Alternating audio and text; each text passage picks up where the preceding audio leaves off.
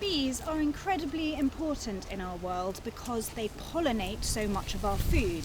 Without bees, we'd have a third less of things like strawberries, raspberries, apples, but also things like chocolate and even stuff like less milk, because many cows eat things which are pollinated by bees.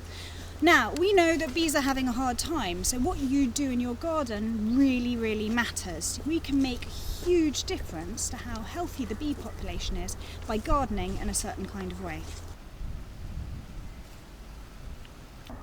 Now, the reason why the bee comes to the flower isn't to give us beans or peas or strawberries and raspberries, but because they're getting something back in return, and what they're going to get from the flower is the reward of either nectar, which is a rich carbohydrate which fuels the energy for flight, or protein in the form of pollen, which allows them to do things like build muscle, keeps their organs intact, and also allows them to do things like lay eggs and fuels the rest of their life. So every bee comes to your garden because they want a meal, and in return you get a meal.